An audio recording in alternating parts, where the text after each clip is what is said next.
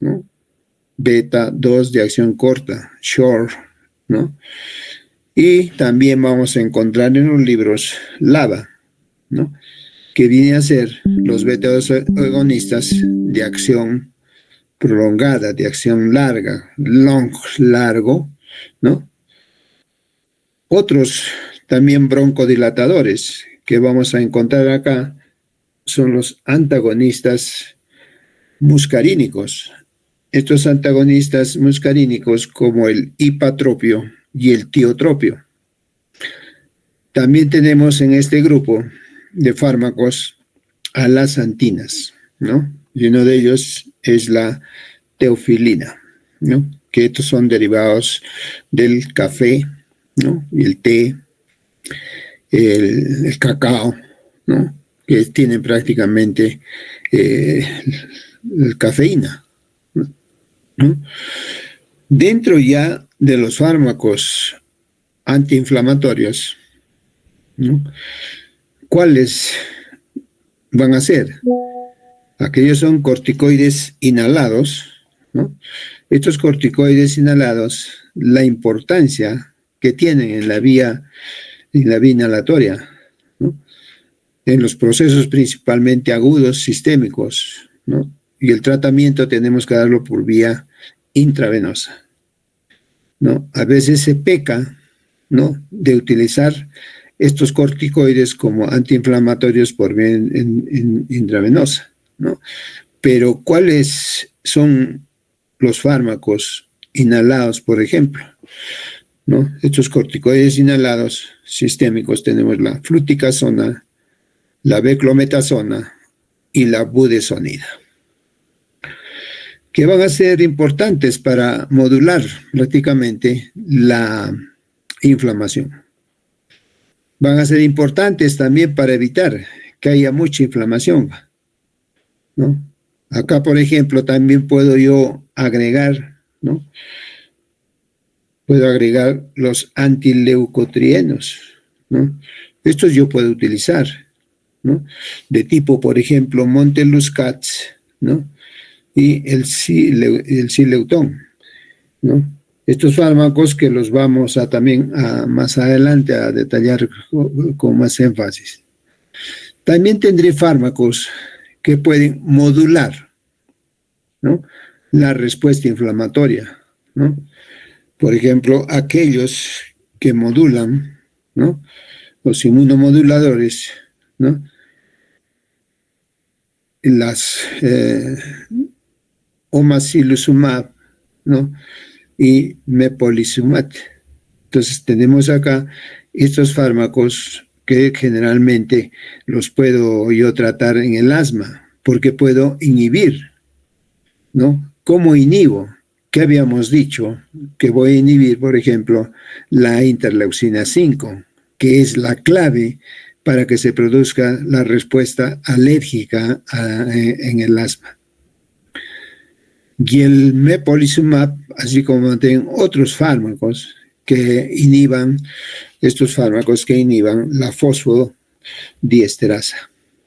Y lo vamos a ver más adelante. Entonces, ya puedo tratar yo enfermedades, ¿no?, conociendo sus grupos farmacológicos, sea broncodilatadores, antiinflamatorios, en las enfermedades obstructivas.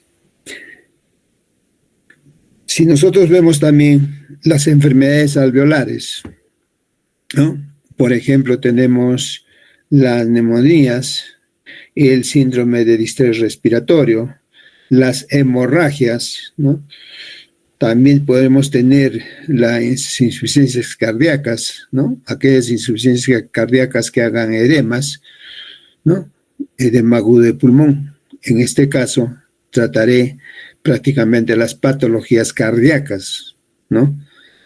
La falla que se hizo, ¿no? Asimismo también lo utilizaré en la neumonía, ¿no? En la neumonía, además de esto, utilizaré antibióticos para tratar estas neumonías, ¿no? En el síndrome de distrés respiratorio, requiere de ventilación mecánica, por ejemplo, ¿no? Entonces son medidas que yo puedo hacer para tratar enfermedades que afecten los alvéolos. Así también puedo hablar de enfermedades intersticiales, ¿no?, que afecten el intersticio. Por ejemplo, tenemos las neumonías, ¿no?, intersticiales, las enfermedades intersticiales idiopáticas, ¿no? Tenemos las fibrosis intersticiales, ¿no? En este caso será de utilidad si es por ejemplo, una neumonía. Obviamente tendré que agregar antibióticos. Pero si son, por ejemplo, los otros tipos de enfermedades inflamatorias, ¿no?, yo solo requeriré de fármacos antiinflamatorios. Pero la pregunta va acá: ¿cuál es nuestro interés en saber de estos fármacos, ¿no?, que se utilizan por vía inhalatoria? Pero también sería interesante saber los antiinflamatorios por vía sistémica. Entonces, cuando nosotros tratamos estos pacientes, ¿no?, y en la práctica todos los días vemos, ¿no?, los tratamientos en las enfermedades respiratorias, ¿no?, o damos broncodilatadores antiinflamatorios para las enfermedades obstructivas, enfermedades alveolares o enfermedades intersticiales. Digamos que esta, por ejemplo, ¿no?, que no es una enfermedad, la tos, ¿no?, pero sí es una manifestación importante y frecuente en las enfermedades respiratorias, ¿no?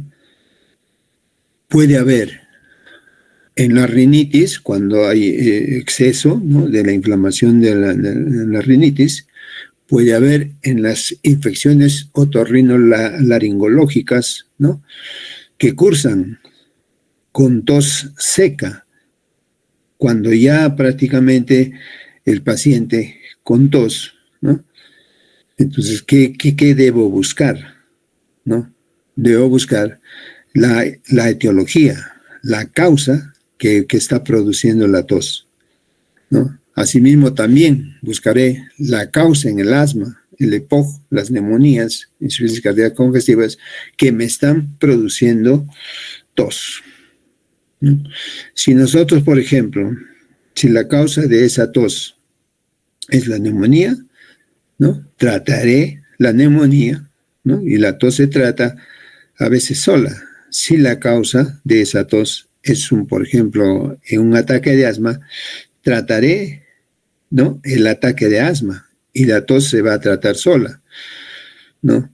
Si, por ejemplo, trato primero la tos, ¿no?, y cuando esa tos es muy molesta, es una tos crónica, en ese caso sí voy a tener que tratar la tos y por lo tanto necesitaré fármacos que inhiban la tos, ¿no? Los fármacos que inhiben la tos, ¿no?, prácticamente estamos hablando, ¿no?, los antitusígenos. Estos antitusígenos, ¿no?, por ejemplo, tenemos acá la codeína, el dextrometorfano, la lidocaína, la difenhidramina, ¿no? El dextrometorfano es el más familiarizado, ¿no?, que la mayoría conocemos, ¿no?, para la mayoría de personas, ¿no?, que lo utilizan, ¿no? Habrá otros fármacos, ¿no?, que también se utilizan, pero muy poco, muy frecuente, no es tan frecuente, como la lidocaína, la difenhidramina, ¿no?, que pueden actuar a ese nivel.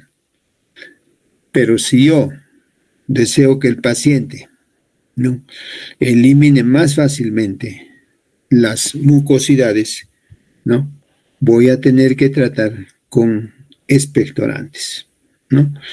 Entonces, estos expectorantes, la acetilcisteína, ¿no?, el más usado, por ejemplo, el Ambroxol, que en todos los jarabes viene, muy usado en cualquier fórmula, ¿no? Puede ser comercial, ¿no? Y lo van a encontrar también como comercial la bromexina. Muchos de esos se han demostrado, ¿no?, que tienen muy poca efectividad. O sea, como podemos decir, ¿no? Lo importante de la tos es tratar el origen, tratar la causa de la tos. Nos pueden ayudar, pero no son los fármacos de primera línea. Y la mayoría de nosotros tendemos a usar, ¿no?, estos fármacos en los pacientes. En las enfermedades que pueden afectar prácticamente la circulación pulmonar, ¿no?, tenemos la hipertensión pulmonar, que por lo general les causa, por ejemplo, de un EPOG, ¿no?, causa de un enfisema, ¿no?, o una disfunción cardíaca, que podemos tenerla, ¿no? Entonces, esta disfunción cardíaca, principalmente izquierda, ¿no?, y finalmente, prácticamente lo tenemos como una idiopática, acá tendré los fármacos para la hipertensión pulmonar, ¿no? Estos fármacos, el Bosentan, el sildenafil y Iloprost, ¿no? Entonces, que son, el Iloprost son prostaglandinas, ¿no? Entonces, nosotros tenemos que fijarnos que tenemos un espectro amplio de todos los fármacos que pueden actuar a nivel respiratorio, pero lo estamos haciendo en una forma más práctica de lo que más estamos utilizando, ¿no?, en el hospital, para que a ustedes les pueda servir cuando ustedes estén en una emergencia. Entonces, ¿cómo podemos nosotros estudiar la vía inhalatoria, ¿no? Y esta es una particularidad, porque estas son enfermedades que van a utilizar esta vía, porque no voy a utilizar o no voy a tratar, por ejemplo, una dermatitis o para tratar una enfermedad gástrica, la vía inhalatoria. No puedo tratar. Serán sobre todo enfermedades respiratorias que voy a utilizar la vía inhalatoria. ¿Y por qué es importante que exista la vía inhalatoria, ¿no? Porque por la vía inhalatoria yo puedo dar una buena cantidad de dosis del fármaco y por esta vía puedo hacer que esta dosis no pase directamente a la circulación sistémica, que ustedes ya en la práctica han visto, ¿no? Nosotros utilizamos la mayoría de fármacos por vía endovenosa, ¿no? Entonces, y esto va a ser un efecto sistémico, o sea, mucha dosis y pocos efectos adversos. Y la acción es rápida porque al ser inhalatoria, la acción es local. Por lo tanto, si yo puedo dar a un paciente en un ataque de asma, ¿no?, un beta-2 agonistas para la vía inhalatoria, la acción va a ser inmediata. El paciente va a mejorar a medida que yo le dé el fármaco, ¿no?, casi inmediatamente. Esto todas las veces hablamos en la práctica. Beta-2 agonistas, ¿no?, para la vía inhalatoria, acción inmediata en los pacientes que tienen ataques de asma o también reacciones alérgicas respiratorias, ¿no?, en el quirófano. Para entender mejor la vía inhalatoria, ¿qué es lo que necesito? Yo necesito saber el tamaño prácticamente de estas partículas. Vamos a tener partículas muy grandes, ¿no? Cuando el paciente inhale el fármaco, que va a actuar en diversos lugares. Por ejemplo, si nosotros, ¿no?, hablamos, fijamos lo siguiente: el paciente está recibiendo el fármaco, por eso se conoce como una aerocámara, ¿no? El paciente inhala el fármaco y fíjense las partículas grandes de los fármacos. Esto también aplica como cualquier tratamiento, ¿no? Por ejemplo, la polución en el ambiente, ¿no?, la contaminación, ¿no? Y entonces estas partículas grandes del fármaco, de lo que sea más o menos de 10 a 15, ¿no? De 10 a 15 micrómetros, ¿dónde quedan estos fármacos? Prácticamente va a quedar en la orofaringe, ¿no? Entonces, si quedan en la orofaringe o también en la laringe, entonces obviamente si esto es un fármaco no va a cumplir su efecto, porque el efecto que nosotros queremos que se realice está, por ejemplo, en las vías aéreas, estas vías aéreas inferiores, ¿no? O en el alveolo también podemos requerir este fármaco. Ya en las vías inferiores, ¿no? Partículas van a ser de 5 a 8 micrómetros y pueden llegar los fármacos, pero por lo general todos los fármacos, ¿no? Todos los que damos inhalados, ¿no? Generalmente tienen de 2 a 5 micrómetros. Y este es ideal porque va a ir al depósito prácticamente, si ustedes notan acá, al depósito traqueobronquial. O sea, al tener partículas mucho más pequeñas, puede hacer que lleguen, ¿no? Que lleguen acá al alveolo, el bronquio principal alveolo, y por lo tanto empezar a hacer su función. Por ejemplo, la función que yo quiero es broncodilatar o tratar la inflamación prácticamente, ¿no? Con corticoides, ¿no? Finalmente, si yo quiero que llegue al alveolo, ¿no? Entonces, yo lo que voy a hacer, ¿no? Que las partículas sean de 0,5 a 5 micrómetros, ¿no? Entonces, ese es óptimo para cumplir funciones alveolares. Por ejemplo, algún fármaco que se utilizará será lo que utilizamos para la enfermedad de las membranas hialinas, por ejemplo, el surfactante, ¿no? Estas partículas que son de 0,5 a 5 micrómetros va a ser un óptimo depósito alveolar. Entonces, si nos preguntamos nosotros, ¿qué procesos pueden suceder cuando el paciente inhala? Entonces, si yo me pregunto eso, si las partículas son grandes, sufren primero un proceso de impactación, ¿no? ¿Qué significa impactación? Que va a llegar a la mucosa faríngea, ¿no? Y se quedan impactadas, ¿no? Si son más pequeñas, ¿no? Van a sufrir el proceso de sedimentación. Ahora, sí es importante porque en la sedimentación, ¿qué puedo hacer?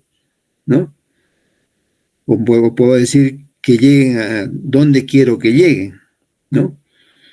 Y va a ser el depósito ideal, ¿no? De 2,5 micrómetros y que lleguen al árbol, ¿no? A todo el árbol traqueobronquial, ¿no? Finalmente, la difusión, ¿no? Que serían partículas más pequeñas, ¿no? Ya que esto es importante, ¿no? Que tienen que entender o tener que saber, incluso hay que educar a los pacientes, hay que explicarles, porque muchos efectos adversos se producen, ¿no? Por eso, si nosotros tenemos, ¿no? El 80 al 90%, ¿no? Que se va a deglutir. En la vía inhalatoria es importante, por eso es importante la técnica de la administración de la medicación, ¿no? Muchas veces nosotros vemos a los pacientes que inhalan un fármaco, casi el 80 al 90% del fármaco generalmente queda en la laringe, ¿no? O en la faringe, ¿no? Y finalmente lo deglute. Y entonces es una mala práctica de utilización, ¿no? Estos fármacos por vía inhalatoria. ¿Y esto qué nos quiere decir? ¿No? ¿Qué nos quiere decir esto? ¿No? Que solamente vamos a tener el 10 al 20%, ¿no? que se inhala de la dosis, ¿no? Que recibe el paciente y por lo tanto será una proporción que va a llegar a cumplir la función y nos va a dar el efecto, este efecto farmacológico, del 100%, ¿no? El 80 o 90, y este 10 a 20% nos puede dar el efecto farmacológico. Por eso es que es importante que nosotros tenemos que explicar a los pacientes, ¿no? Indicarles cómo se debe llegar el tratamiento. ¿Qué cosas conocemos para dar la vía inhalatoria? Conocemos los cartuchos presurizados, los inhaladores en polvo seco, los nebulizadores. Pero de estos, solo lo que yo tengo entendido, ¿no? En el hospital, por ejemplo, utilizan los nebulizadores y los cartuchos presurizados, pero no utilizan los inhaladores en polvo seco, ¿no? En cuanto a los cartuchos presurizados, ¿no? Que estos son convencionales, porque hay unas que, digamos que apretamos el sistema, ¿no? Y hay un aumento de presión dentro de este cartucho y hace que se dispare la dosis, ¿no? Por ejemplo, tenemos aquí la convencional, que todos conocemos, ¿no? Y tenemos acá el Modulin, ¿no? Que no es necesario en este caso, ¿no? Por ejemplo, acá utilizamos el formoterol, ¿no? La beclometasona, ¿no? Y también tenemos el Respimat, ¿no? Que tiene ya una niebla más fina, ¿no? Y ¿no? Es otro grupo en el sistema, ¿no? En el sistema ese sistema activado por aspiración, ¿no? Por ejemplo, la budesonida, ¿no? Y también tenemos el Ribujet, ¿no? Y también utilizamos la budesonida. Hay muchos sistemas de distribución para este sistema, ¿no? De cartuchos presurizados, ¿no? Entonces, este sistema de la aerocámara, ¿no? Cuando hablamos de este sistema, tanto los movimientos de inspiración y el momento de la dispersión del fármaco, algo que ha sido superado, ¿no? En estas aerocámaras, ¿no? Obviamente esto es muy molesto, ¿no? Cuando un paciente necesite el fármaco, tenga que ponerse, ¿no? En el trabajo utilizar una aerocámara. Por eso, si el paciente colabora, si el paciente está bien capacitado y el paciente entiende, puede utilizar, ¿no? Podemos ir a lo convencional, ¿no?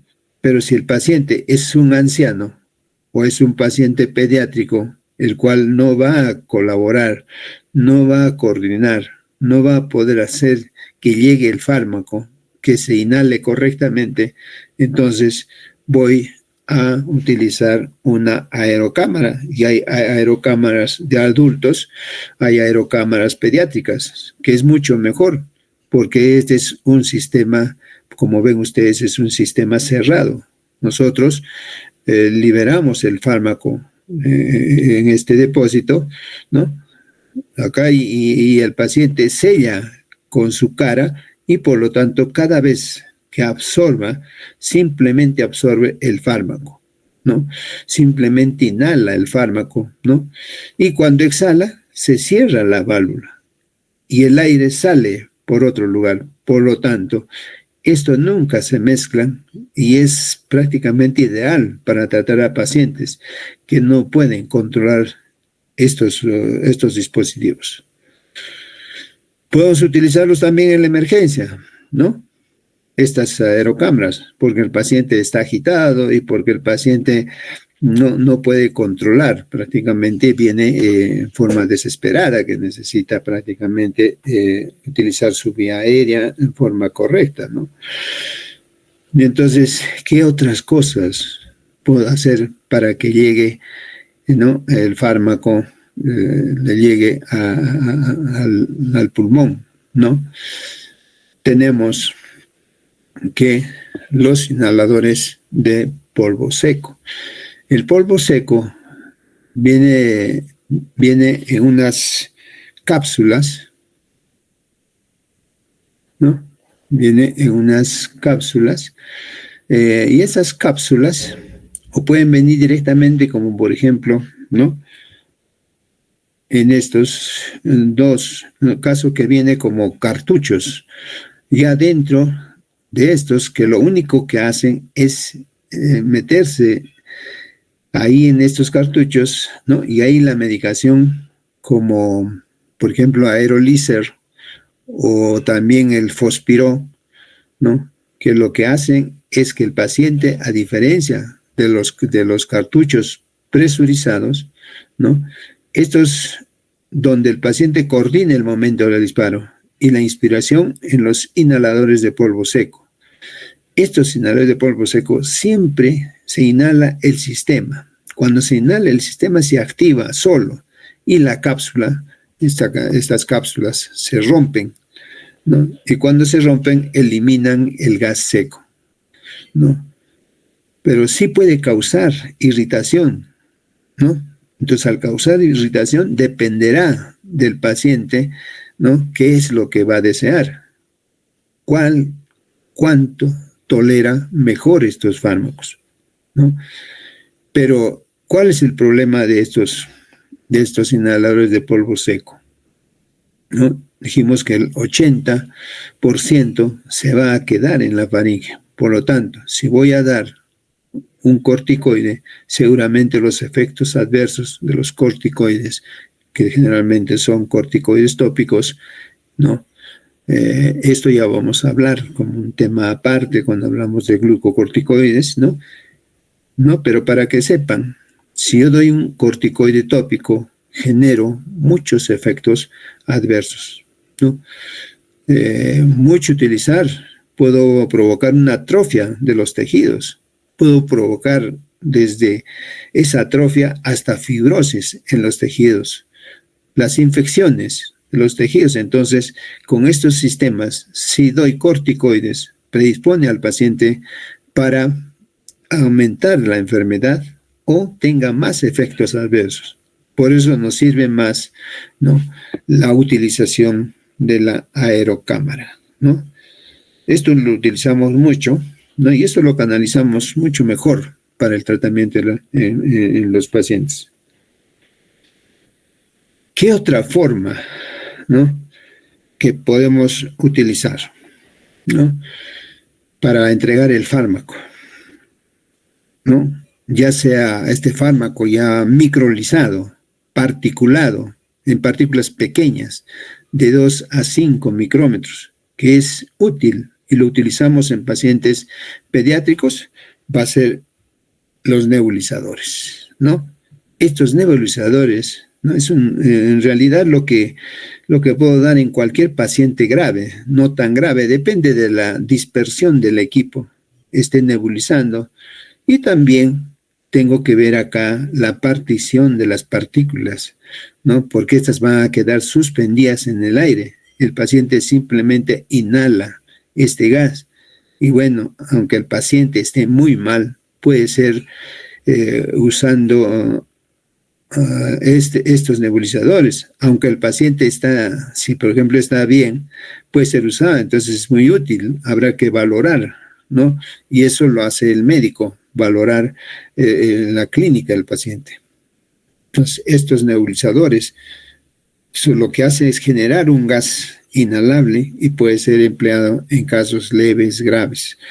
Y también cuando tenemos que utilizar mayor tiempo por dosis. Dicho esto, cómo nosotros podemos manejar la vía inhalatoria como previa introducción, vamos a ver ahora los broncodilatadores, ¿no? ¿Qué dijimos de los broncodilatadores? ¿No? Que nos sirve para tratar enfermedades de vías respiratorias, ¿no? Los broncodilatadores en la actualidad son prácticamente lo mejor de la farmacología respiratoria, ¿no? La broncodilatación. ¿Qué es lo que sucede acá? Tenemos, por ejemplo, ¿no?, tenemos un bronquio en el lado izquierdo, ¿no? Pero este bronquio tiene una enfermedad, ¿no? Una enfermedad, por ejemplo, asma, puede tener EPOC, ¿no? Que asma y EPOC podemos tocarlo ya en las prácticas o en otra clase, porque es muy extenso, ¿no? Donde vamos a tener más oportunidad, ¿no? Para entender los mecanismos, ¿no? Entonces, si yo hablo de mecanismos de acción, ¿no? En general, prácticamente, acá hay una hiperreactividad bronquial, ¿no? Hay una respuesta del bronquio normal, ¿no? A la injuria, a la lesión o a la alergia. Entonces acá nosotros tenemos que vamos a producir, que se va a producir secreciones por estas células, ¿no? Estas células caliciformes, ¿no? También las células epiteliales, ¿no? Que van a producir mucho moco, ¿no? Las células de blanco van a producir mucho moco. Entonces ya tenemos dos cosas, secreciones y moco. Pero además tenemos lo que vamos a encontrar, si hay hiperreactividad bronquial, tenemos broncoconstricción, secreción, moco, broncoconstricción. Y la broncoconstricción, tenemos la musculatura, está muy contraída, ¿no? Entonces, por lo general, nosotros utilizamos para entender esto, las ¿no? Tenemos la hiperreactividad, la hipersecreción, la hipercontracción, la hiperplasia que podemos encontrar en las diferentes patologías, ¿no? Que está en todas estas enfermedades.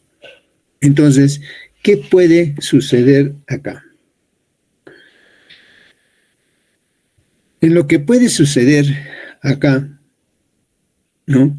Nosotros tenemos el sistema nervioso simpático, ¿no? Entonces, si yo tengo el sistema nervioso simpático y miren todo lo que se desencadena. Entonces, en el sistema nervioso simpático, ¿no? Que también nosotros vamos a paralelo con un intercambio dual con el sistema parasimpático, ¿no? En esta musculatura, ¿no? Por ejemplo, el sistema simpático, ¿qué va a terminar? Va a terminar liberando noradrenalina, va a terminar liberando adrenalina. El sistema nervioso parasimpático, ¿no? ¿Qué va a hacer? ¿No? Y nosotros sabemos que lo que va a hacer es a través del nervio vago. Por ejemplo, va a llegar acá y va a liberar acetilcolina. Pero ¿cuáles son las diferencias, ¿no? Y la importancia de estas dos? ¿Cómo es que yo conozco ambos sistemas? Si yo veo en el sistema nervioso simpático, ¿no? Que tenemos los receptores, ¿no? Beta 2, ¿no? Beta 2 adrenérgicos o beta 2 adrenoreceptores, pero estas van a estar en la musculatura lisa.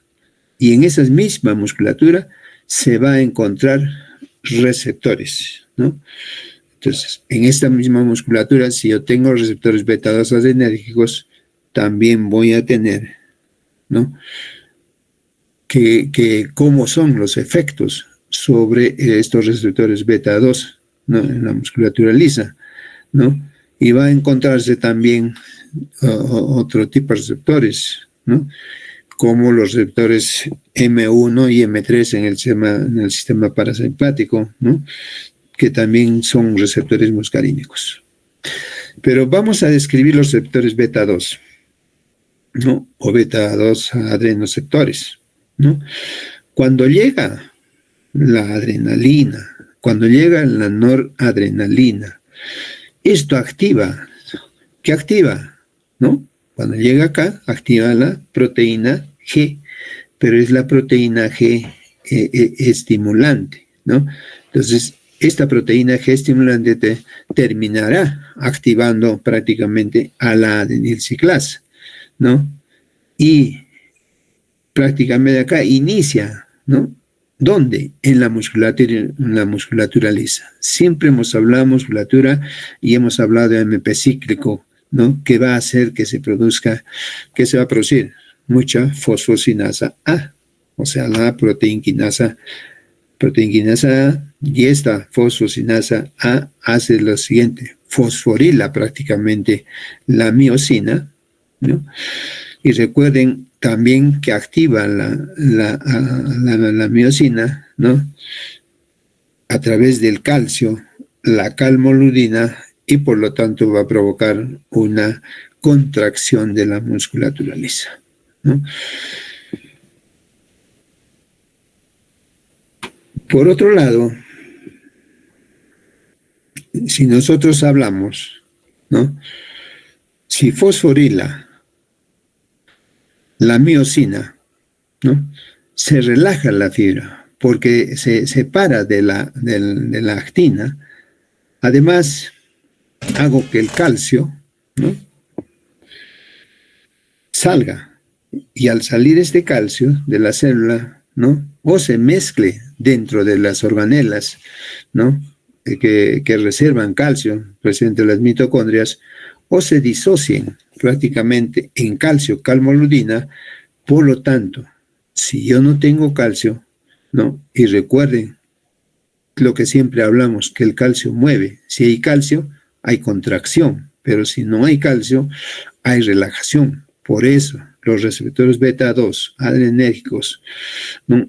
son muy importantes para producir relajación bronquial de la musculatura bronquial. Esto lo vemos cuando utilizamos fármacos, por ejemplo, los inhaladores, ¿no?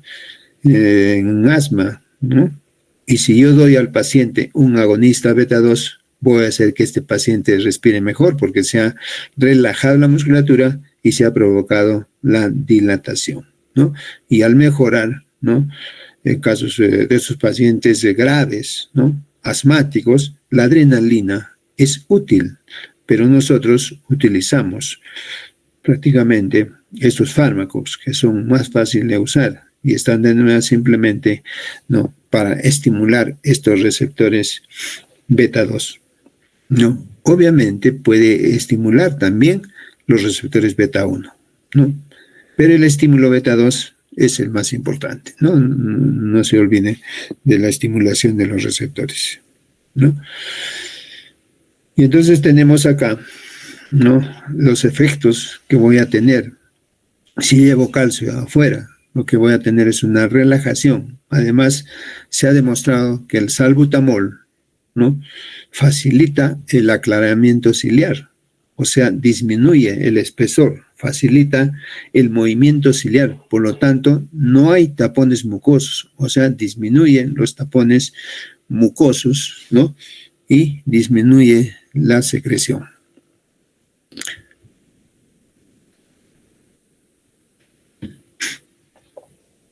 Por eso mismo los mecanismos de la proteína quinasa A, de las células caliciformes, o sea que también modulan prácticamente la inflamación.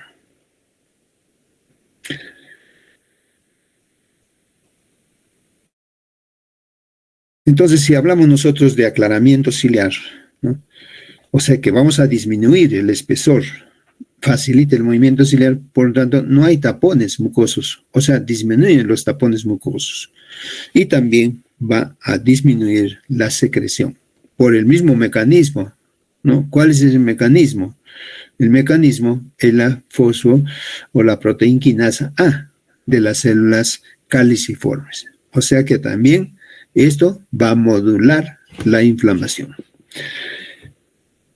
Pero si nosotros vemos por otra parte, y muchas veces tenemos en cuenta, ¿qué es lo que hace, ¿no? los receptores M1, M3, ¿no?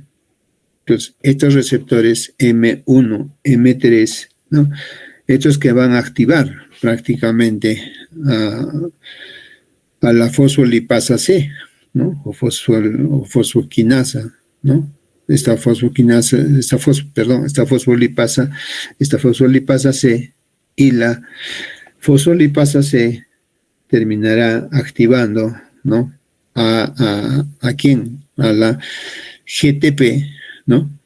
Y la GTP que es activada, esta va a dar al diacilglicerol, ¿no? Y también al IP3, inositol trifosfato. ¿Qué hacen estos? ¿No? Estos, lo que vemos acá, el diacilglicerol y el IP3, activan prácticamente a la fosfocinasa C, ¿no? Entonces, si nosotros tenemos calcio, ¿qué es lo que va a suceder? ¿Qué es lo que hemos dicho? ¿No? Va a haber mayor contracción, ¿no?, de la fibra muscular, y también la fosfocinasa C va a aumentar las secreciones, ¿no? Y al aumentar las secreciones, estos van a depender prácticamente de los receptores muscarínicos 3, ¿no? Y si hay calcio, vamos a tener la contracción muscular, ¿no? Hay activación colinérgica, por lo tanto, si hay acción colinérgica, voy a tener una broncoconstricción, ¿no? Entonces, broncoconstricción, ¿no?, es importante saberlo porque en los pacientes con el COP predomina la acción colinérgica. Entonces, darle un tratamiento al paciente con EPOG, ¿no?, por ejemplo, con hipatropio o tiotropio, ¿no?, que bloquean los receptores M1, M3, ¿no?, van a prácticamente a anular, ¿no?, esta función. Por lo tanto, si yo anulo la broncoconstricción, si yo anulo la secreción, voy a producir relajación y disminuyen la disminución de las secreciones. Por lo tanto, el paciente va a broncodilatar y mejora la clínica de estos pacientes.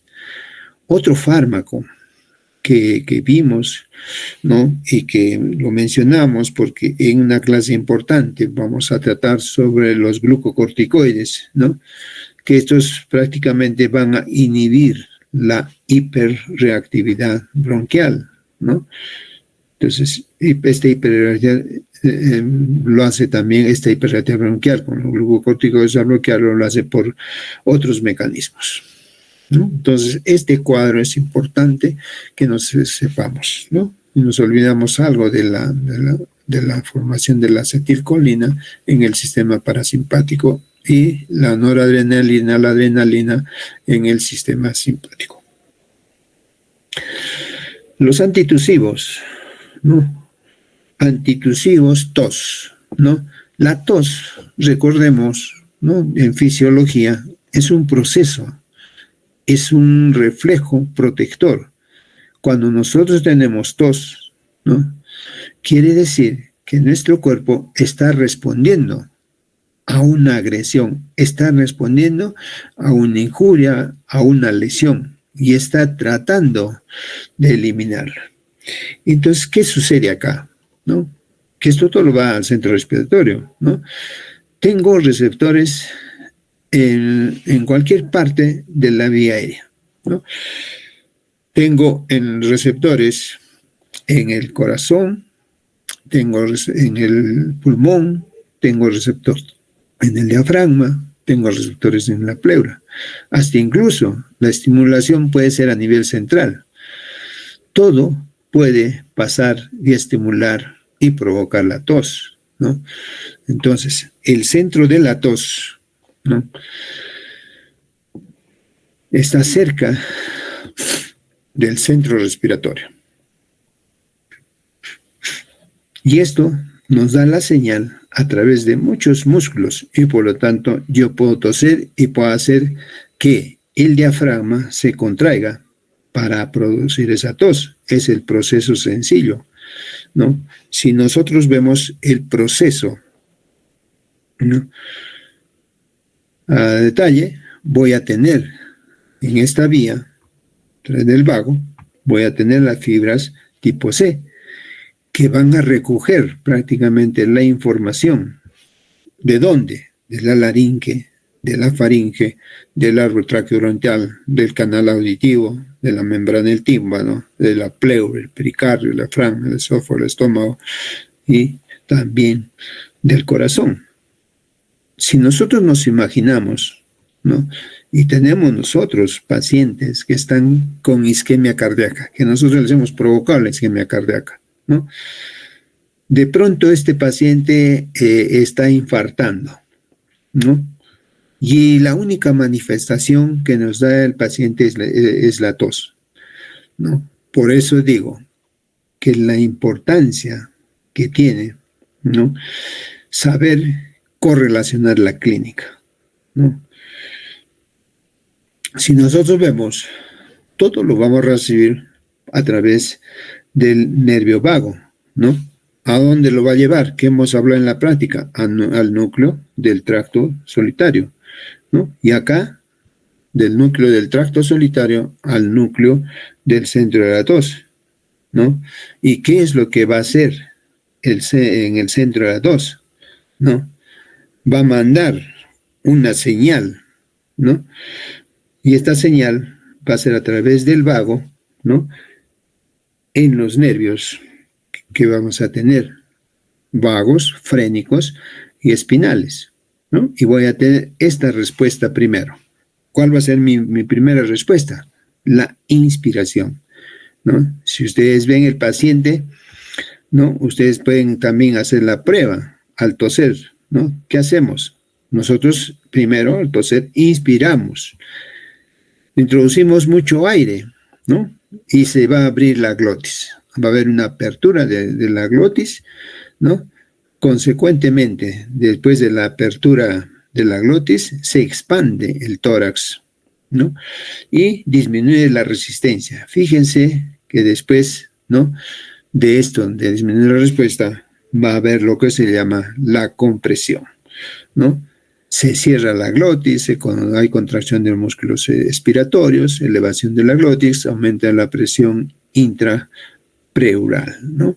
Y entonces esto vamos a tener, porque tengo yo que hacer, por ejemplo, un efecto de Valsalva. Hay contracción del músculo expiratorio, ¿no? ¿Sí? O sea, se contraen y cierra el diámetro. Por lo tanto, si cierran el diámetro, generan una fuerza para que salga el aire y aprovechar cuando salga el aire estas secreciones que están, ¿no?, produciendo la tos, salgan expulsadas. Y eso es lo que va a conocerse como moco, como esputo, como flema, ¿no?, como lo llamemos, pero hay esa expulsión, ¿no?, en forma brusca. Entonces, tengo elevación de la glotis, aumento de la presión intrapleural, y cuando se eleva la glotis, miren lo que sucede, ¿no? Hay una apertura brusca prácticamente, ¿no?, del aire que es expulsado en forma explosiva, y finalmente los pacientes entran en reposo de los músculos expiratorios, ¿no? Y eso es lo que nosotros conocemos como la tos, ¿no? Entonces, si hablamos de farmacología, ¿no?, si nosotros hablamos de farmacología, tenemos que hablar de inspiración, compresión, expulsión, ¿no? Entonces, si en la expulsión tengo apertura brusca de la glotis, aire expulsado de manera explosiva y reposo de músculos expiratorios, ¿no?, yo tengo que usar entonces los fármacos que tienen que bloquear estos procesos, ¿no? Estos antitusivos que bloquean estos procesos, que dijimos que era la tos, ¿no? Porque la tos no debemos nosotros cortarla. ¿Por qué? Porque si tú cortas la tos, estamos cortando ese sistema de protección del cuerpo.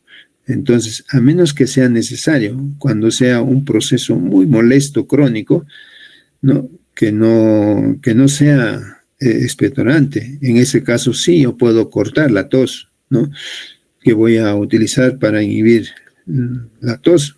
Generalmente para inhibir la tos, que voy a utilizar la codeína, el dextrometorfano, la noscapina. ¿Y estos dónde van a actuar? Actúan en el centro de la tos, o sea, bloquean en el centro de la tos. Pero ¿qué puedo utilizar para bloquear el nervio vago, ¿no? El nervio vago, por ejemplo, actúa una rama aferente. Puedo utilizar, ¿no?, la lidocaína o la benzocaína, que viene en presentaciones, ¿no? Nosotros damos al paciente con mucho dolor de garganta, viene entonces, ¿no?, estos fármacos a veces vienen en caramelos o lo que comúnmente llamamos chupetines. También tengo que tener aquellos fármacos, ¿no? Que pueden modificar prácticamente, modifican la rama eferente, ¿no? Y acá tenemos, por ejemplo, los antihistamínicos, especialmente los H1, que son las difenhidraminas, y los anticolinérgicos, como el hipatropio, ¿no? Puedo utilizar acá dentro de este grupo farmacológico, ¿no? Entonces, esa modificación de los factores va a ser a nivel mucociliar, ¿no? En la rama eferente. Bueno, ahora en resumen de todos los fármacos, ¿no? Para que aprendamos más la profundidad, tengamos las ideas más ordenadas, ¿no? De estos fármacos broncodilatadores, antiinflamatorios, antitusígenos, expectorantes, ¿no? Nos vamos a lo que son las indicaciones, ¿no? ¿Cuáles son las indicaciones, no? Si nosotros hablamos de indicaciones, como al inicio hablamos, eran enfermedades, ¿no? Enfermedades obstructivas, ¿no? Fármacos que podemos dar a profundidad, ¿no? Y entonces las indicaciones de estos fármacos, que va a ser en estas enfermedades obstructivas, ¿no? Que van a ser en procesos agudos, ¿no? ¿Qué es lo que tenemos que hacer, ¿no? Y procesos también los crónicos. ¿Qué vamos a hacer en los procesos crónicos? Debo aprender a tratar estas enfermedades obstructivas, ¿no? Entonces van a ser conocer los mecanismos de acción. En los mecanismos de acción tendremos que utilizar, por ejemplo, los antiinflamatorios, ¿no? Tenemos que utilizar también los broncodilatadores, los antitusígenos, ¿no? Y también los expectorantes, pero cuando sea necesario, ¿no? Y entonces yo puedo recién hablar de esta clasificación de los fármacos que vamos a utilizar en la función pulmonar, ¿no? Generalmente ya los conocemos, ¿no?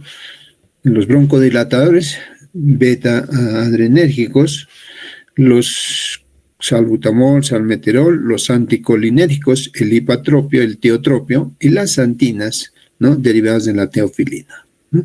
Entonces tenemos estos fármacos que son broncodilatadores.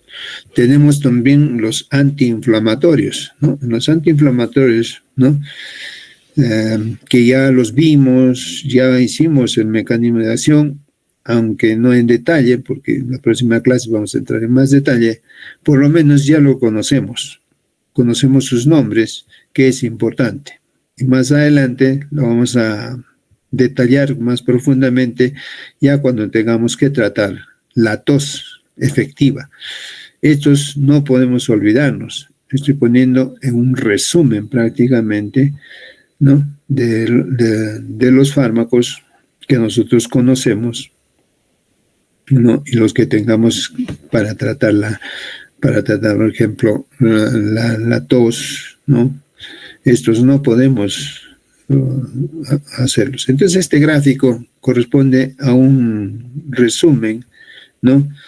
Que son los que más utilizamos, los que más se preguntan, ¿no?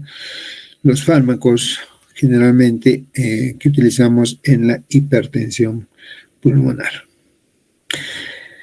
Antitusígenos de acción central, ¿no? La codeína, el dextrometorfano, ¿no? También puede de acción periférica, y los expectorantes como los mucolíticos, la acetilcisteína y el ambroxol.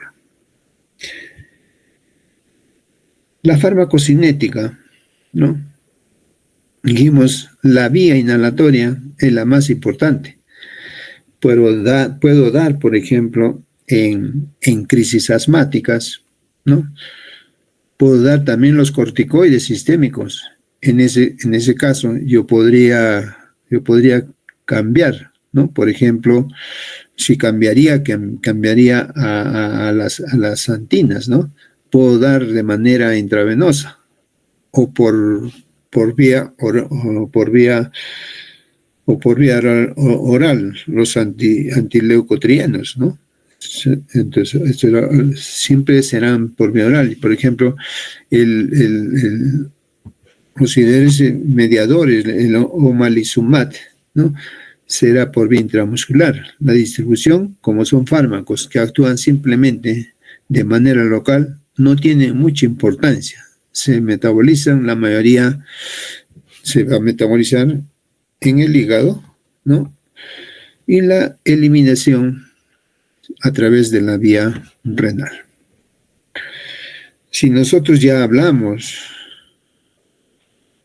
sobre los efectos adversos, ¿no?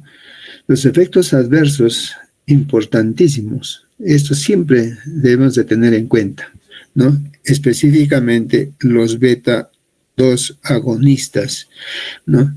Estos dos beta-agonistas, ¿qué es lo que causa? Temblor, ¿no?